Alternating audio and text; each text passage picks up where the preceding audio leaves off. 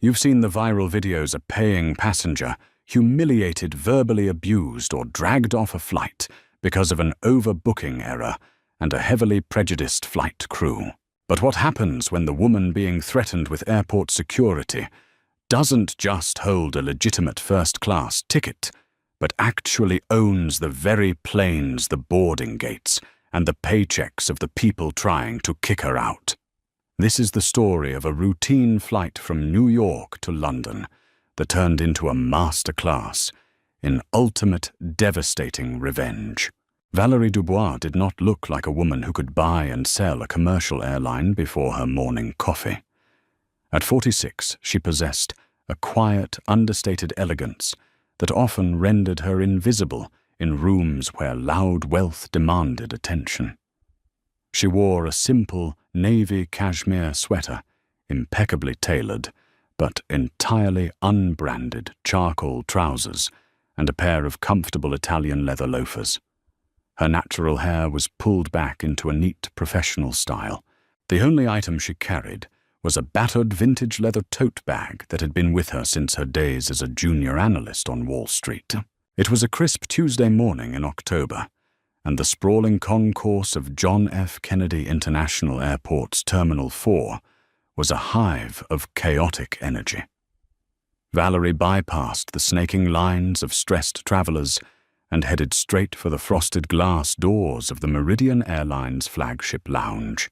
Meridian Airlines was an aviation institution, a legacy carrier that had once been the crown jewel of transatlantic travel.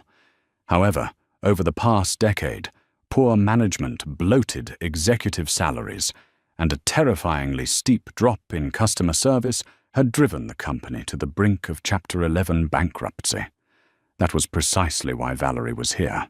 3 days ago, behind heavily closed doors in a glass-walled boardroom in Manhattan, Valerie's private equity firm, Vanguard Global Partners, had quietly finalized the acquisition of a 55% controlling stake in Meridian Airlines.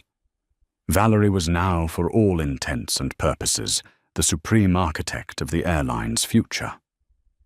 The public announcement, complete with press releases and ringing the bell at the stock exchange, was scheduled for Friday in London. Until then, Valerie had decided to do what she always did, before gutting and restructuring a failing company, a blind field test. She was flying on Meridian's flagship route, Flight 808, from JFK to London Heathrow, entirely incognito. No VIP escorts, no notification to the flight crew. She wanted to experience the rot from the inside. She approached the polished marble desk of the first-class lounge. The agent behind the desk, a young woman whose name tag read Jessica, barely looked up from her monitor. "Boarding pass," Jessica said, her tone flat and devoid of any hospitality. Valerie smoothly slid her digital boarding pass across the scanner. The machine let out a high-pitched beep, and the screen flashed a brilliant solid gold color, the internal indicator for Obsidian Tier, the highest, most secretive level of VIP status, usually reserved for heads of state, A-list celebrities, and ultra-high net worth individuals. Jessica's eyes widened slightly as she finally looked up, taking in Valerie's unassuming appearance. A flicker of cognitive dissonance crossed the young agent's face. She looked back at the screen, then back at Valerie, her customer service smile entirely forced. Miss Dubois." Jessica stammered, clearly surprised that the black woman standing before her without a single designer logo or a trailing entourage commanded such a profile. "Enjoy the lounge. Boarding for Flight 808 will commence at Gate B22 in 45 minutes. "Thank you, Jessica," Valerie said, her voice a calm, rich alto. She noted the microaggression, the visible shock, the hesitation, and filed it away in her mental ledger. The lounge was expansive, boasting panoramic views of the tarmac, but the luxury was visibly fading. The upholstery on the armchairs was worn at the edges, the buffet looked uninspired, and the staff seemed to be actively avoiding eye contact with the passengers. Valerie poured herself a cup of black coffee, took a seat in a quiet corner, and pulled out a thick, heavily redacted financial prospectus from her tote bag. She spent the next 40 minutes silently dissecting the airline's abysmal quarterly loss reports, crossing out entire divisions with a silver Mont Blanc pen. When the boarding announcement finally chimed over the PA system, Valerie packed away her papers. She made her way to gate B22, where a chaotic swarm of passengers had already blocked the boarding lanes. A loud, booming voice cut through the ambient airport noise. "Excuse me coming through. Priority boarding. Move aside, please." Valerie watched as a tall, red-faced man in his late 50s barreled through the crowd. He was dressed in a sharp, expensive bespoke suit that screamed mid-level executive, a flashy Rolex Submariner strapped to his wrist. He was pressing a sleek smartphone to his ear, loudly complaining about his golf handicap to whoever was unfortunate enough to be on the other end of the line. This was Richard Kensington. And as he shoved past Valerie, his shoulder aggressively clipping hers without so much as a backward glance or a passing apology, she had a fleeting instinctual feeling that their flight together was going to be memorable. The gate agent, a harried-looking man named Todd, picked up the microphone. "Ladies and gentlemen, Meridian Airlines, Flight 808 to London, is now offering pre-boarding for our first-class passengers and Obsidian members only. Please step forward to the priority lane." Valerie smoothly stepped into the priority lane, her digital boarding pass ready. She was the first one there, standing quietly. A second later, Richard Kensington slammed his designer briefcase down onto the ticketing counter, completely ignoring the queue and standing directly in front of Valerie. Kensington. First class. Richard barked at Todd, not even looking at the agent. Todd, intimidated by the man's aggressive posturing, scanned Richard's phone immediately. "Right away, Mr. Kensington. Welcome aboard. Enjoy the flight." Richard strutted down the jet bridge. Valerie stepped up next. She didn't say a word, just presented her phone. Todd scanned it. The machine chimed approvingly. Todd handed her passport back without making eye contact. "Go ahead. No welcome aboard. No thank you for flying with us." The contrast in treatment was stark, textbook, and infuriating. Valerie's jaw tightened imperceptibly, but she remained silent. The audit had officially begun. The interior of the Boeing 777-300ER was meant to be Meridian's crowning achievement, but to Valerie's trained eye, it was a liability. The first-class cabin featured 8 semi-enclosed suites. The mood lighting was harsh, the privacy partitions looked slightly scuffed, and the overall atmosphere lacked the premium polish that foreign competitors had perfected years ago. Valerie found her suite 2A window seat on the port side of the aircraft. She stowed her battered tote bag under the ottoman, adjusted the heavy seat belt, and settled into the wide leather seat. She immediately pulled out her prospectus again, retreating into the world of numbers and corporate restructuring. The cabin slowly began to fill. A few tech entrepreneurs took their seats in row 1, instantly putting on noise-cancelling headphones. Then the heavy, impatient footsteps echoed down the aisle. Richard Kensington stopped dead in his tracks right beside Suite 2A. He stared at the brass number plaque affixed to the suite wall, then looked down at his own boarding pass, his brow furrowing in irritation. He let out a loud, performative sigh, designed to draw the attention of the entire cabin. "Excuse me," Richard said. Valerie didn't look up from her paperwork. She assumed he was trying to squeeze past her in the relatively wide aisle. "Hey," I said, "excuse me." Richard repeated this time, sharply tapping his knuckles against the privacy partition of her suite. Valerie slowly lowered her pen and turned her head. Her expression was neutral, giving nothing away. "Can I help you?" Richard offered a patronizing, tight-lipped smile that didn't reach his eyes. "You're in my seat." Valerie glanced at the brass number, then looked back at him. "I'm afraid you are mistaken. This is seat 2A. I am well aware of what seat it is." Richard snapped his volume, rising. He leaned over, invading her personal space, pointing a manicured finger at the seat. "And my boarding pass says 2A. So there's clearly been a mix-up, and I'm going to need you to gather your things and move.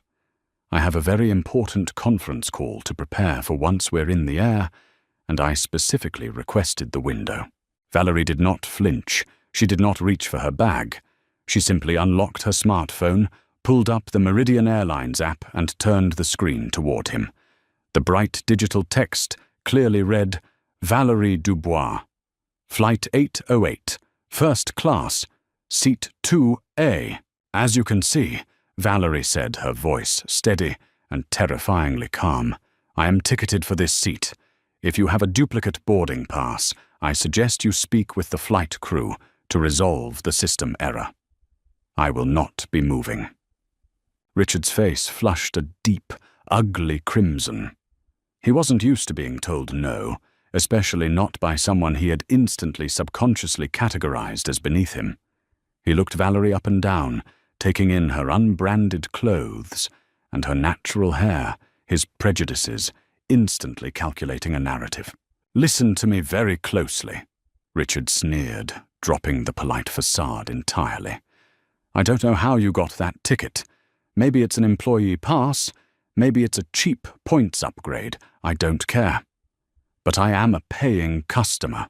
I spend over $200,000 a year with this airline. I am not sitting in the middle aisle because of some computer glitch." Before Valerie could respond to the sheer audacity of his statement, Richard turned around and snapped his fingers in the air. "Flight attendant over here right now." From the front galley, the lead flight attendant emerged. Her name tag identified her as Brenner. She was a veteran of the skies with tightly sprayed blonde hair and a rigid posture that suggested she enjoyed the authority of her uniform entirely too much.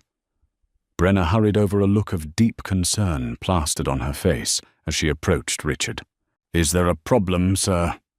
Brenner asked, her voice dripping with subservience. "Yes, there is a massive problem, Brenner," Richard said, reading her name tag. He pointed a thumb at Valerie as if she were a piece of misplaced luggage. "This woman is sitting in my seat. I am ticketed for 2A. I want her moved immediately." Brenner turned her attention to Valerie. The subservient smile vanished, replaced by a tight, practiced look of authoritative impatience. It was a look Valerie had seen 1,000 times in corporate boardrooms before she bought them out, the look of someone who had already made up their mind, based entirely on optics. "Mum," Brenner said, her tone instantly adopting a patronizing school-teacher cadence. "May I see your boarding pass?" Valerie maintained her composure, though a dangerous fire was beginning to kindle behind her dark eyes. She handed her phone to the flight attendant. Brenner looked at the screen. She frowned. "It does say 2A. She then turned to Richard. "May I see yours, sir?" Richard aggressively shoved a printed paper boarding pass into Brenner's hands. It also read 2A. "It appears we have an equipment change glitch," Brenner muttered, mostly to herself. "The system sometimes issues duplicate assignments when a plane is swapped at the last minute." "I don't care about your computer glitches," Richard barked. "I booked this flight 3 months ago. I am a Platinum Medallion member. I want my seat." Brenner didn't even hesitate. She didn't check the manifest to see who had booked first. She didn't check their respective loyalty tiers. She took one look at Richard's expensive suit and his aggressive sense of entitlement, then looked at Valerie's simple sweater and made a devastatingly poor career choice. Brenner turned back to Valerie, clasping her hands in front of her. "Ma'am, I am so sorry for the confusion, but Mr. Kensington is a highly valued Platinum member. I am going to have to ask you to collect your belongings and vacate the suite." Valerie stared at the flight attendant. The sheer blatant audacity of the request hung in the pressurized cabin air. "You are asking me to vacate a seat that I am legally ticketed for?" Valerie asked, her voice dropping an octave, carrying a chilling authority that made the tech entrepreneurs in row 1 pull off their headphones to watch. We have a duplicate seating error. Brenna repeated, her tone hardening. She was clearly annoyed that Valerie wasn't immediately complying. First class is entirely full. However, I can offer you a complimentary downgrade to premium economy. We have a lovely aisle seat available in row 12, and I'll personally ensure you get a voucher for your next flight. A downgrade to premium economy. For the woman who had just wired $4 billion to save this very airline from going into administration. I decline your offer, Valerie said simply. She picked up her silver Mont Blanc pen and returned to her prospectus. I am seated in 2A. You have a seating error. I suggest you find Mr. Kensington an alternative arrangement or compensate him accordingly. The refusal hit Brenna like a physical blow. Flight attendants on legacy carriers were used to weary compliance. They were the absolute authority in the sky, and Brenna was not accustomed to her authority being challenged so flatly, especially not by someone she had deemed a non-entity. Richard let out a harsh, mocking laugh. Are you kidding me? Are you seriously going to let her sit there? He demanded of Brenna. I'm personal friends with the VP of Sales, Marcus. Wait, no, I don't need to name drop. You know who I am. Get her out of my seat. Brenna's face tightened into a mask of pure bureaucratic fury. She leaned down closer to Valerie, abandoning any pretense of customer service. Miss Dubois. Brenna said, her voice, a low hiss, weaponizing Valerie's name from the boarding pass. This is not a negotiation. You are causing a disturbance. Federal aviation regulations require you to follow crew instructions. If you do not gather your bags and move to premium economy right now, I will be forced to call the gate agent and have you removed from this aircraft. Valerie slowly closed her financial prospectus. She set it gently on the small cocktail table. The silence in the first-class cabin was absolute. Every single passenger was watching the standoff. Some looked deeply uncomfortable. Others cowardly stared intently at their screens, pretending not to notice the blatant discrimination unfolding feet away from them. Brenna, Valerie said, reading the woman's name tag. She spoke clearly, ensuring her voice carried just enough for the surrounding passengers to hear. I want you to take a deep breath walk to the front galley and check the main flight manifest on your tablet. Not the boarding app. The master manifest. Look at the passenger data for seat 2A. And then I want you to think very carefully about your next steps. It was a lifeline.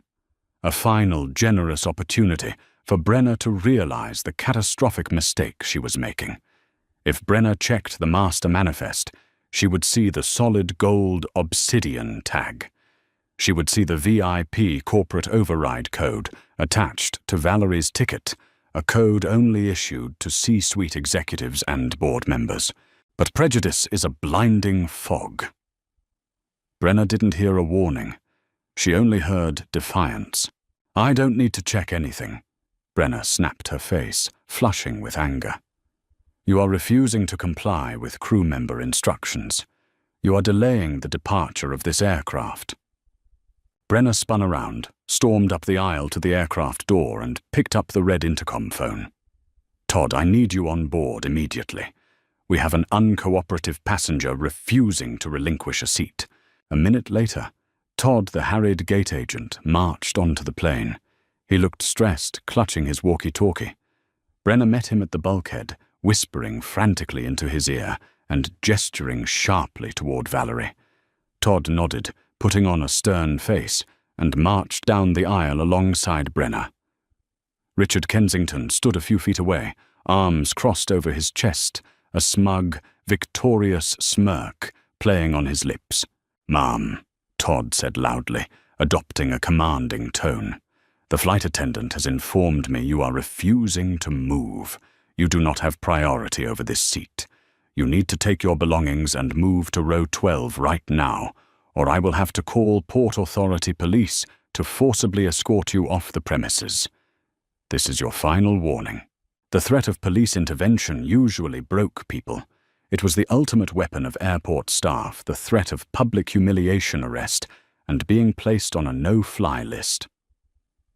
Todd and Brenner stood over Valerie, an imposing wall of faux authority, expecting her to crumble to cry, to angrily grab her bag and march back to economy in defeat. Instead, Valerie Dubois smiled.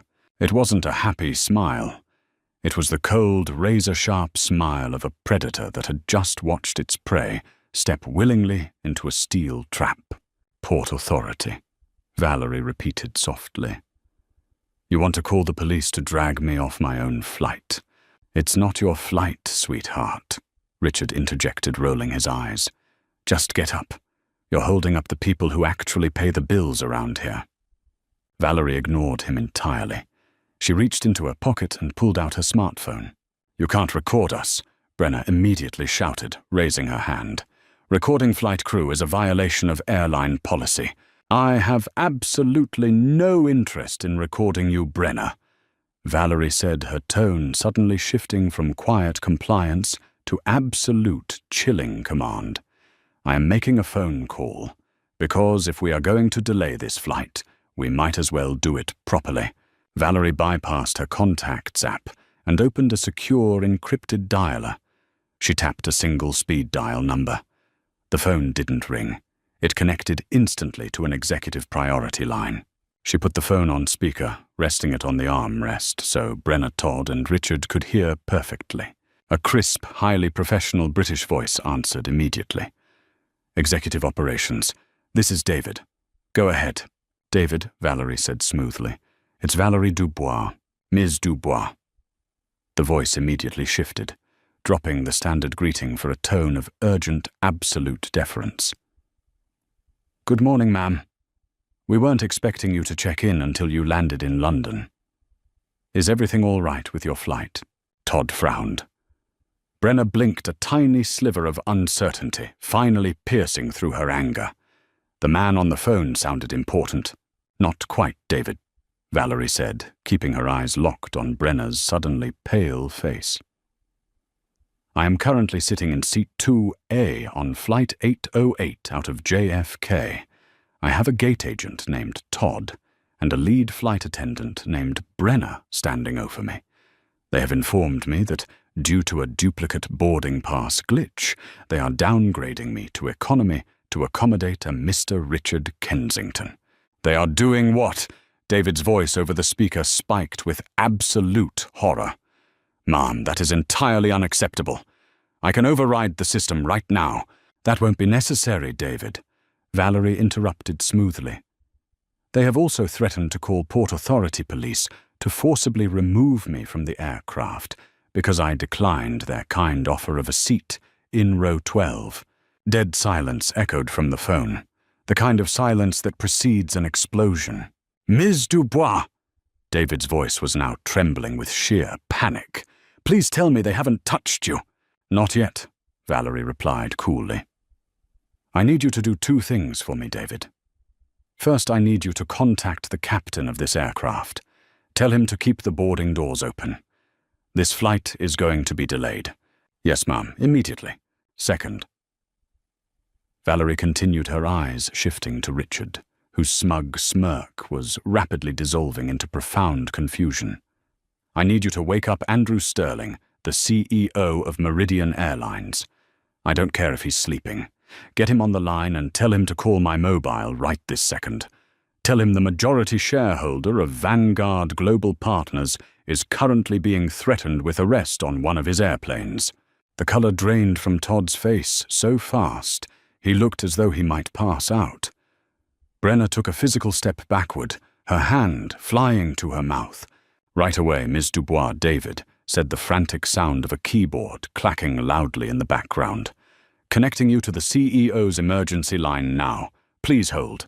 The speakerphone clicked, emitting a soft hold music. Valerie looked up at the three people frozen before her. The cabin was deathly quiet. Even the engines seemed to have hushed. Now, Valerie said, her voice slicing through the silence like a scalpel. Let's wait for Andrew, shall we?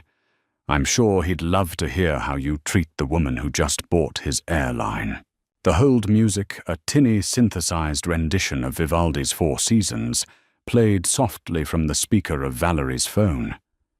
In the enclosed space of the first-class cabin, it sounded like a funeral dirge. Todd looked as though the cabin had suddenly depressurized. His walkie-talkie slipped from his trembling fingers, clattering loudly against the carpeted floor. Brenna remained frozen, her meticulously sprayed hair suddenly seeming entirely at odds with the look of stark, unadulterated terror spreading across her features. Richard Kensington, however, wasn't a man who surrendered easily to reality. His ego, inflated by decades of corporate echo chambers and sycophants, refused to process what was happening. He let out a loud, obnoxious bark of laughter. "Oh, this is brilliant," Richard sneered, looking around at the other passengers as if inviting them to join in on the joke. "This is a stunt, right?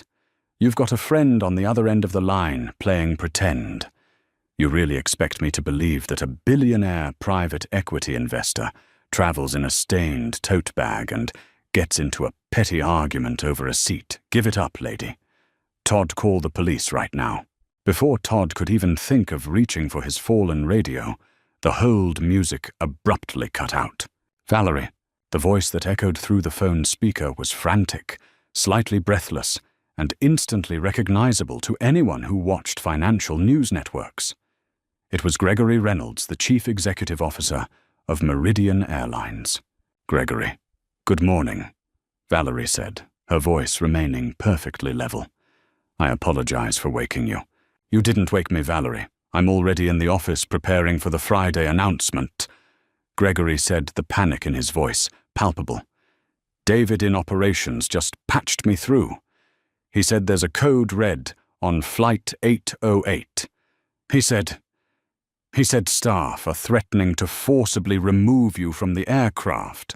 Brenna let out a small, involuntary gasp. It wasn't a prank. The voice on the phone was undeniably Gregory Reynolds. She had heard him speak at the annual employee gala just 2 months prior. The blood drained entirely from her face, leaving her looking sickly and pale under the harsh cabin lights. "That is correct," Valerie replied smoothly.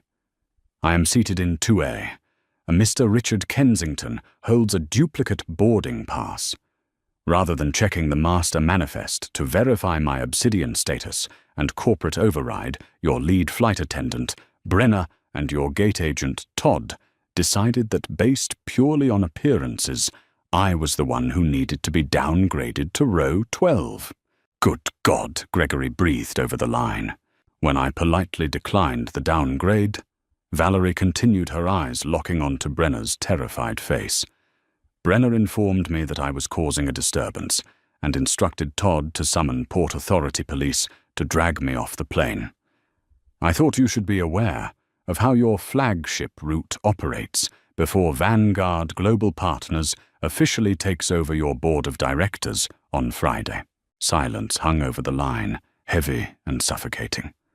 When Gregory spoke again, his voice trembled with a mixture of sheer embarrassment and blinding fury.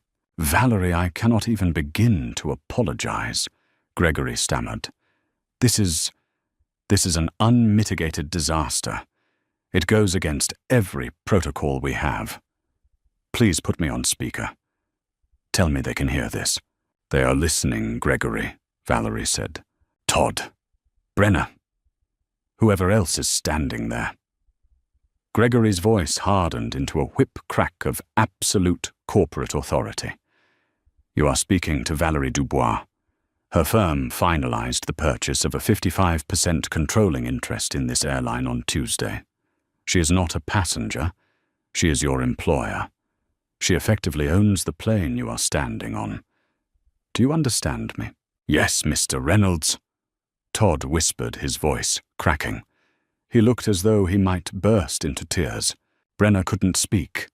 She just nodded mutely, staring at Valerie's simple navy sweater and unbranded trousers, finally understanding the catastrophic magnitude of her prejudice. She had assumed wealth looked like Richard Kensington, loud-branded and demanding. She had forgotten that true structural power rarely needs to announce itself until it is crossed. This is insane. Richard Kensington suddenly snapped, leaning down toward the phone. His face was a mottled, angry red. Reynolds, are you seriously groveling to her? I don't care who she is. I booked this seat months ago. I am a Platinum Medallion member. I spend hundreds of thousands of dollars with your airline, and I have a critical meeting in London. If you don't honor my ticket right now, my firm will pull every single corporate travel contract we have with Meridian. Valerie didn't flinch. She slowly turned her gaze toward Richard. And what firm would that be? Mr. Kensington.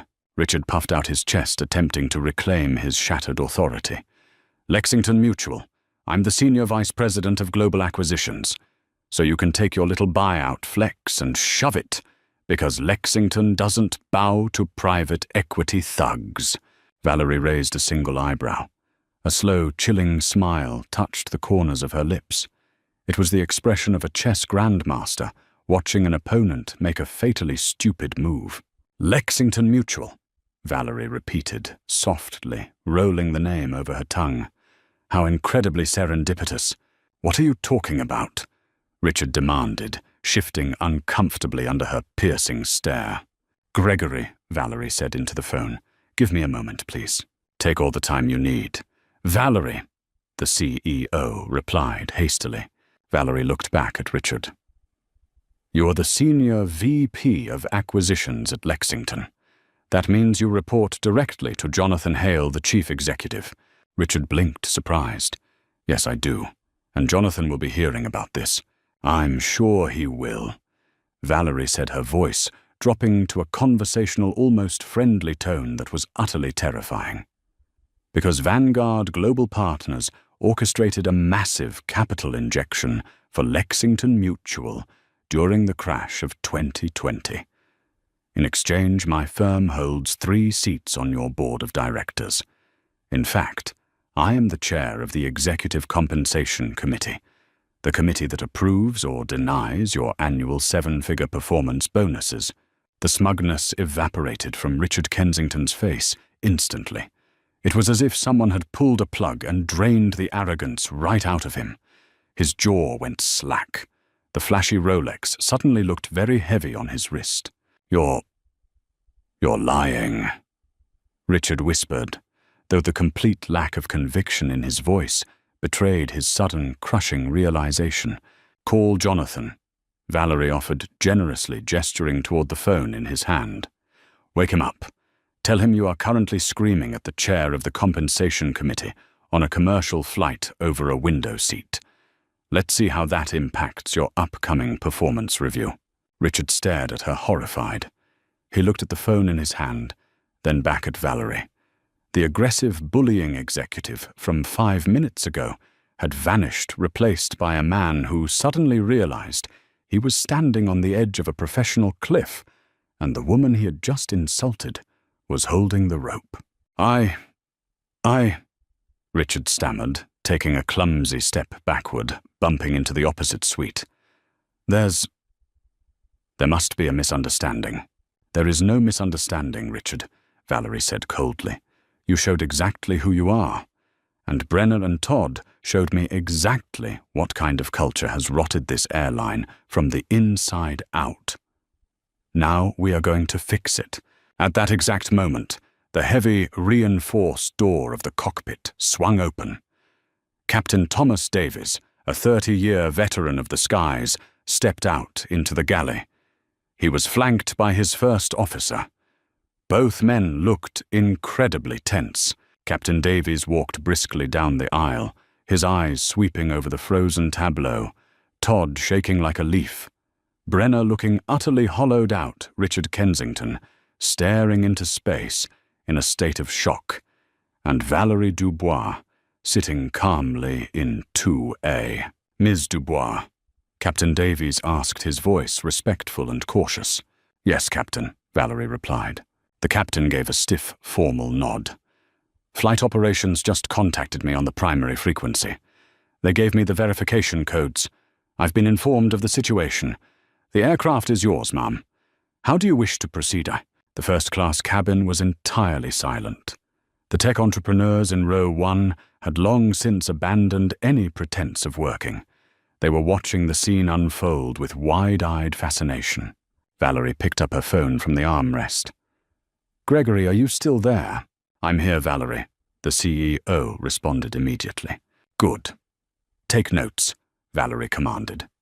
First, Brenner and Todd are suspended, effective immediately pending a formal termination hearing. They have demonstrated catastrophic judgment, implicit bias, and a total disregard for passenger dignity.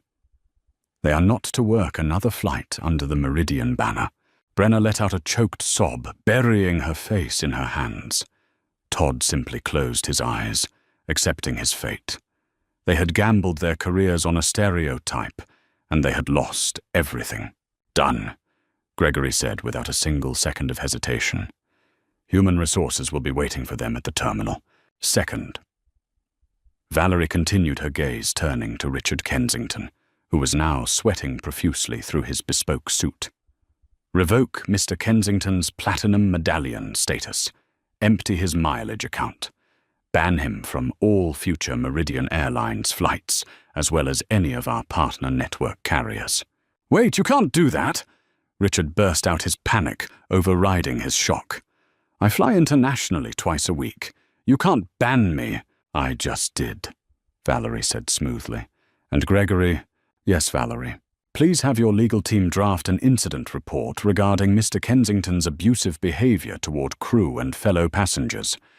I want it forwarded directly to Jonathan Hale at Lexington Mutual by 9 o'clock this morning. I will personally follow up with Jonathan this afternoon." Richard let out a strangled noise, realizing that his career, his bonuses, and his reputation were evaporating in real time. "Ms. Dubois, please. I was out of line. I was stressed. Please, I apologize. Let me take the seat in premium economy." Valerie looked at him, her expression completely devoid of sympathy. "You do not dictate the terms of your surrender, Richard. You tried to wield your perceived power to humiliate me. You found out the hard way that there is always someone higher up the food chain." She turned back to Captain Davies. "Captain, I do not feel comfortable flying with a passenger who has exhibited such aggressive and disruptive behavior. Will you please have Mr. Kensington removed from my aircraft?" Captain Davies didn't blink. "With pleasure, ma'am." The captain gestured down the jet bridge. "As a matter of fact, Todd already called the Port Authority police before I came out of the cockpit. They are waiting at the top of the ramp." The irony was thick and suffocating. The very police force that Todd and Brenner had threatened to use against Valerie was now waiting to haul away the people who had initiated the conflict. Captain Davies turned to the 3 stunned individuals standing in the aisle. "Mr. Kensington, Brenner, Todd, I need you to gather your personal belongings and exit the aircraft immediately. Do not make me ask twice." Defeated, utterly broken, and stripped of all their false authority, the trio had no choice. Richard Kensington reached into the overhead bin, his hands trembling as he pulled down his designer briefcase. He didn't look at Valerie. He didn't look at anyone. He practically ran up the aisle, his face burning with the ultimate humiliation of being escorted off a flight he felt he owned. Brenner and Todd followed in silence, stripping off their airline-issued ID badges and handing them to the captain before disappearing up the jet bridge to face the waiting police officers and their impending terminations. Once they were gone, Captain Davies turned back to Valerie. "Ms. Dubois, on behalf of the flight deck, I sincerely apologize for the conduct of the ground and cabin crew. I have called up a reserve lead flight attendant from the lounge. She will be boarding in 5 minutes, and we will push back from the gate immediately after." "Thank you, Captain Davies," Valerie said warmly, her demeanor softening instantly. "Have a safe flight. We'll speak in London." "Yes, ma'am." The captain offered a final respectful nod and returned to the cockpit. Valerie picked up her phone. "Gregory, we are settled here. Prepare the restructuring documents for Friday. We have a lot of work to do." "Understood, Valerie. Have a pleasant flight." Gregory said before disconnecting. The silence returned to the first-class cabin, but it was no longer heavy or oppressive. It was the calm after a magnificent storm. A young tech entrepreneur in seat 1B leaned over the partition, looking at Valerie with an expression of pure, unadulterated awe. That was the most incredible thing I have ever seen in my entire life. Valerie merely smiled, picked up her silver Mont Blanc pen, and opened her financial prospectus once more. Just a bit of corporate housekeeping, Valerie said quietly. Now let's get to London. The remaining 6 hours and 45 minutes of Flight 808 were an exercise in flawless, terrifyingly efficient hospitality.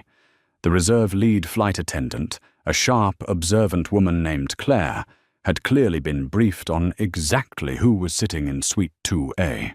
There was no groveling Valerie-despised sycophants, but there was a level of crisp, intuitive service that Meridian Airlines hadn't seen in a decade. When the Boeing 777 finally touched down on the damp tarmac of London, Heathrow, Valerie stepped off the plane, not as a passenger, but as an absolute conqueror. Unlike her discreet arrival at JFK, the landing in London came with the full weight of her newly minted authority. A sleek, midnight black Bentley Mulsanne was waiting directly on the tarmac at the base of the private airstairs. A smartly dressed chauffeur opened the door, and Valerie slipped into the plush leather interior, her battered tote bag resting beside her. While Valerie was being driven through the rain-slicked streets of London toward Meridian's corporate headquarters, a very different kind of arrival was taking place back in New York. Richard Kensington walked into the sprawling glass and steel lobby of Lexington Mutual's Manhattan skyscraper. He had spent the last 7 hours sitting in a crowded airport bar, nursing 3 scotch and sodas, desperately trying to convince himself that Valerie Dubois had been bluffing. He told himself it was a scare tactic, an elaborate lie cooked up by a woman who had gotten lucky with a ticket upgrade. Billionaires didn't fly commercial without entourages. They didn't wear unbranded sweaters. But as Richard stepped off the elevator onto the executive floor, his stomach dropped. His keycard, which usually emitted a pleasant green beep to unlock the glass doors of the acquisitions wing, flashed a harsh, solid red. Access denied. A moment later, the heavy glass door was pushed open from the inside by 2 large men in dark suits corporate security. Behind them stood a stern-faced woman holding a cardboard banker's box. It was Helen, the head of human resources. Richard, Helen said, her voice devoid of any warmth. "Jonathan Hale would like a word with you in his office, immediately." Richard's mouth went completely dry. He was flanked by the security personnel and escorted past the cubicles of his subordinates, all of whom were suddenly entirely engrossed in their computer screens. Jonathan Hale, the chief executive officer of Lexington Mutual, was a man who did not tolerate liabilities. When Richard was ushered into the expansive corner office, Jonathan was standing by the window, staring out at the Manhattan skyline. On his massive oak desk sat a single, neatly printed document, an official incident report bearing the Meridian Airlines corporate seal, time-stamped at 8:15 a.m. "Jonathan, listen, I can explain."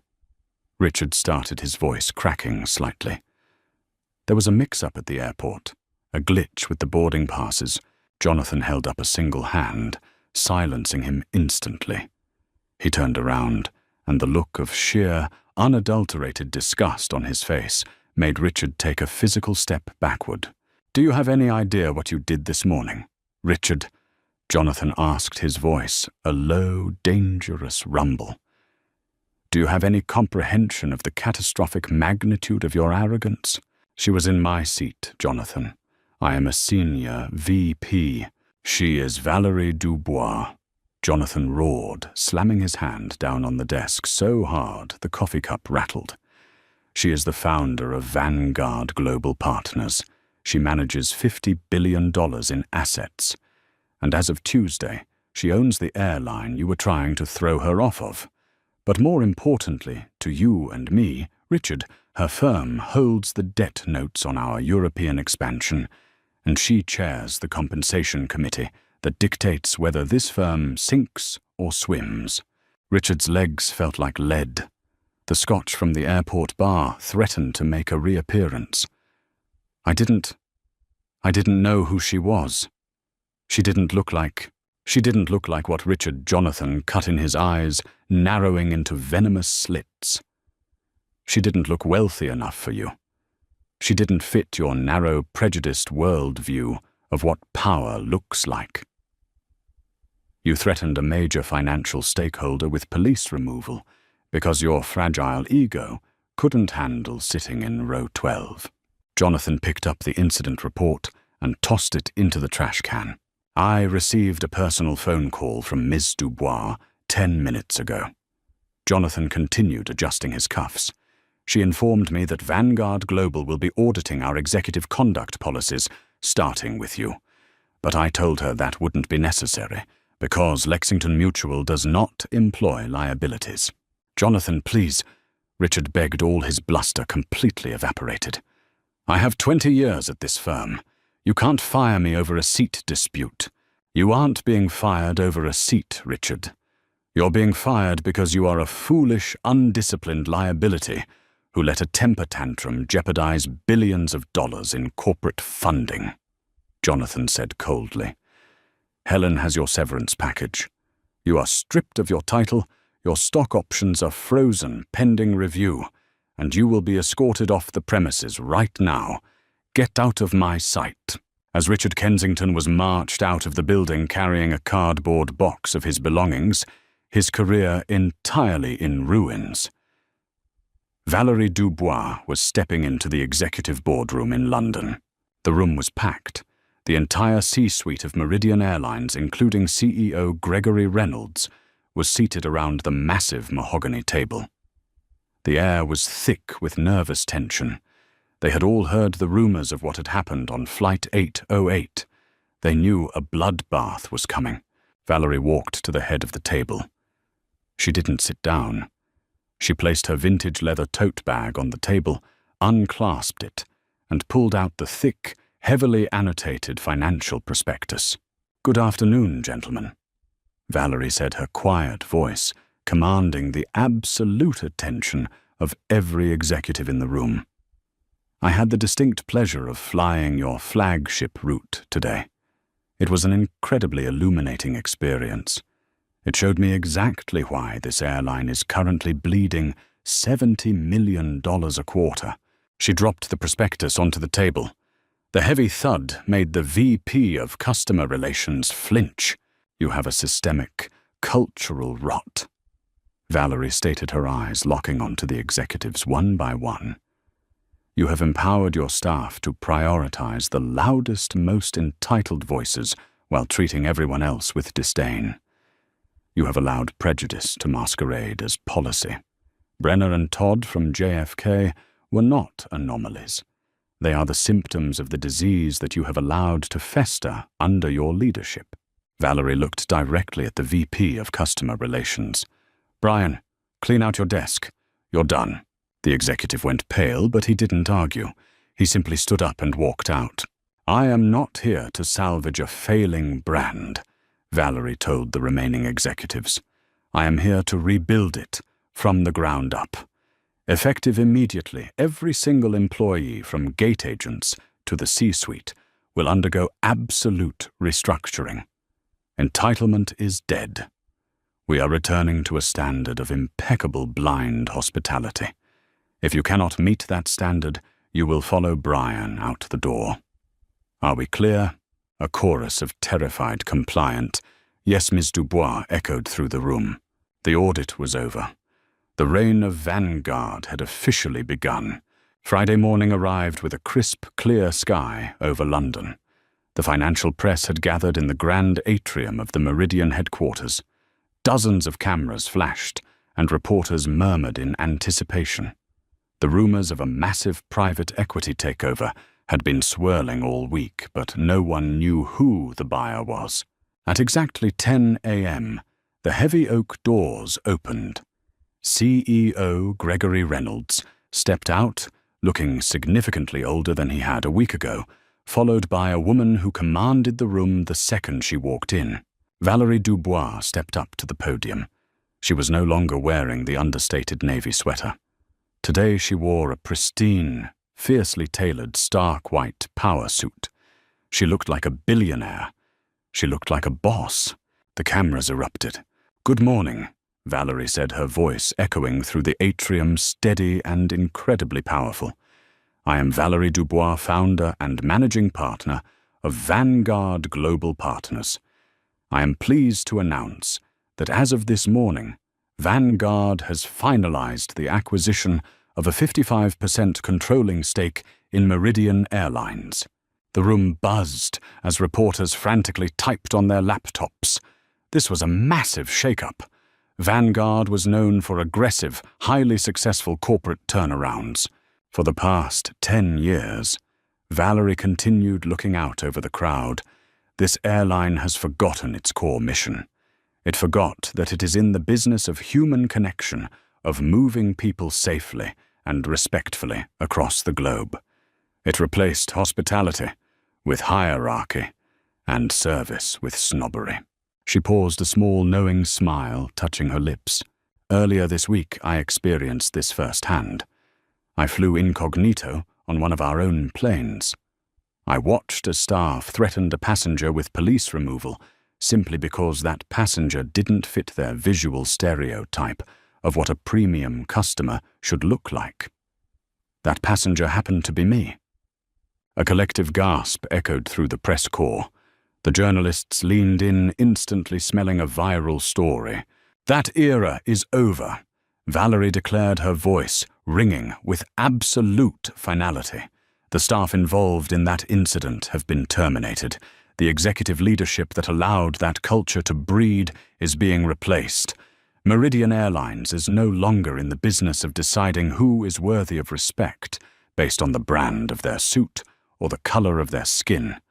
Whether you are sitting in Suite 2A or Row 35, you will be treated with absolute dignity. If anyone in this company disagrees with that philosophy, they will find themselves unemployed." By noon, the story was everywhere. The financial networks played clips of Valerie's speech on a loop. Social media erupted.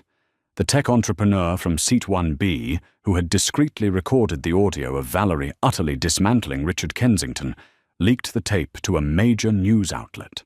The internet went wild. Seat 2A trended worldwide.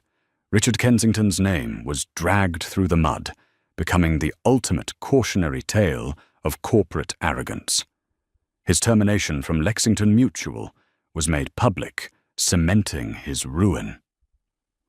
Brenner and Todd became cautionary tales in aviation training programs across the country, but the real story was Valerie Dubois. Meridian Airlines stock, which had been plummeting for months, suddenly skyrocketed. Investors didn't just see a cash injection, they saw a leader with a spine of steel, a woman who didn't tolerate fools, and who understood exactly how to fix a broken system. Bookings surged by 40% in a single weekend. People wanted to fly on the airline owned by the woman who put the bullies in their place. Later that evening, long after the press had gone and the markets had closed, Valerie stood alone in the executive suite overlooking the tarmac of Heathrow Airport. The rain had stopped, and the setting sun cast a golden glow over the massive jets bearing the Meridian logo. Her phone buzzed. It was David from Executive Operations. "Ms. Dubois," David said smoothly, "your aircraft is fueled and ready for the return flight to New York. Suite 2A is waiting." Valerie smiled, picking up her vintage leather tote bag. "Thank you, David. I'm on my way." She had boarded her last flight as a ghost, an underestimated woman in an unbranded sweater. She was walking onto this one as the undisputed queen of the skies. And she knew, with absolute certainty, that no one would ever ask her to move again. If this story proved anything, It's that true power doesn't need to shout, and arrogance will always be its own downfall. Valerie Dubois didn't just buy an airline. She delivered a masterclass in respect, dignity, and absolute corporate revenge. What would you have done if you were in Valerie's shoes? Let us know your thoughts in the comments below. If you loved this story of instant karma and ultimate justice, make sure to hit that like button, share this video with your friends, and subscribe to the channel for more incredible real-life stories. See you next time.